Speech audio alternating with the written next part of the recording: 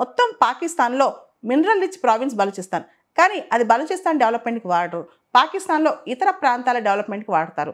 అక్కడ పాకిస్తాన్లో ఇంకొక సమస్య కూడా, పాకిస్తాన్ సైడ్ పంజాబ్లో ఆ ఎలీట్స్ ఉంటారే వాళ్ళే పాలిటిక్స్లో, కానీ పంజాబీ ఎలీట్స్ రాజకీయాల్లో వాళ్ళే ఉంటారు, మిలిటరీ జనరల్స్ మిలిటరీలో వాళ్ళే ఉంటారు, బ్యూరోక్రసీలో వాళ్ళే ఉంటారు, వాళ్ళు డామినేషన్ అనమాట. సో చాలామంది అక్కడ మైనారిటీస్గా ఉండేవాళ్ళు అనమాట. అయితే బలూచిస్తాన్ అనేది ప్రిన్స్లీ స్టేట్ అనమాట. 1948లో మార్చి 27 ఇన్స్ట్రుమెంట్ ఆఫ్ యాక్సెషన్ ద్వారా బలూచిస్తాన్ పాకిస్తాన్లో భాగమైంది. బలూచిస్తాన్లో చాలా న్యాచురల్ రిసోర్సెస్ ఉన్నాయన్నమాట. Crude oil, natural resources, coal, gas, copper, gold, minerals, fisheries ఇవన్నీ బలూచిస్తాన్లో చాలా famous. In fact CPC China Pakistan economic corridor కూడా అక్కడే వెళ్తూ ఉంటుంది. సో బలూచిస్తాన్లో గోడార్ పోర్ట్ కట్టడం ఇవన్నీ కూడా అక్కడ ఉన్నాయి. ఇంత చేస్తున్నా అక్కడ ప్రజలు మాత్రం చాలా పేదరికంలో నలిగిపోతుంటారనమాట. అంటే పాత రోజుల్లో అది ప్రిన్స్లీ స్టేట్గా ఉన్నప్పుడు అది చాలా బాగుండేది.